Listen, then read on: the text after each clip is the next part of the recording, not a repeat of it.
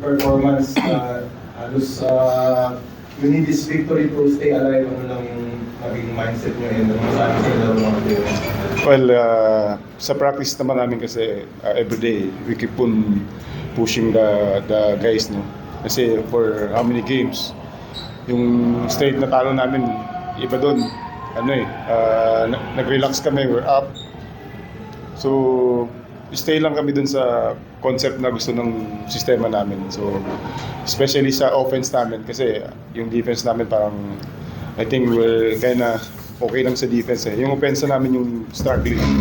So, just happen na nakuha namin kahit papano ngayon. Four. Only made one. Gary, congrats on the win. Talk about staying alive for that quarterfinal bid.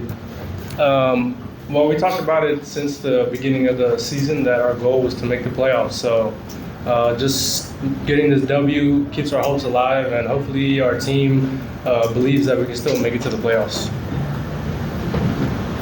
Very tough schedule for you guys. How do you see the next games for your team in that bid to qualify for the quarterfinals? Well, I just think that we need to keep our belief, and we got to keep our mindset strong together as a team and as coaches. We just got to make sure that whatever we did today in this game, that we carry it over to the last two games. Coach, a question din natin, mabibigat yung makakalaban nyo, but ano lang yung dapat yung gawin, overcome Well, tough odds? we need a team concept pa rin kami. One game at a time, kagaya itong Macau. So next game, kung ano man makaharap namin, yun lang muna problemahin namin. One game at a time lang. And same goal lang. As long as may pag-compete kami, yun, gusto namin, paghirapan talaga namin. So same lang rin. Coach, yung ano na lang, pensa ninyo, although yung si Kao gumawa but at least sila Mitchell and the likes of Silvio, yung mga nalimitahan yung ano lang yung sabi nito. Well, siyempre, tawag ito, may mga concept rin kami sa depensa. That's why, nung nakashoot siya, nag-adjust na rin kami after that. So, yun talaga yung ano, minsan, you need to, pick your poison kung sino patirayan mo. Just happen na naka 3 out of 3 siya sa 4 points, di ba? So, doon yata sila nakahabol nung medyo hindi namin nakuha yung kasi yun ang bigay nung nakashoot siya. So, we need to rotate na doon na kami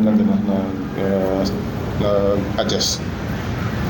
Coach, nasa si Gio, offensively, I believe first time yata nag-double dito. So, yun lang yung thoughts mo doon na nakakuha kayo ng offense kay Gio. Well, yung player works very hard eh. So, I think deserve the Gio yun. Tsaka, every practice naman, ini-insayo naman namin yung kung anong dapat gawin niya. So, sabi ng coaches sa kanya, unti-unti lang. Kasi kailangan mapuntahan ka rin dyan. Tsaka, importante yung rebound mo. Always there. Kasi maraming tulong mo sa team.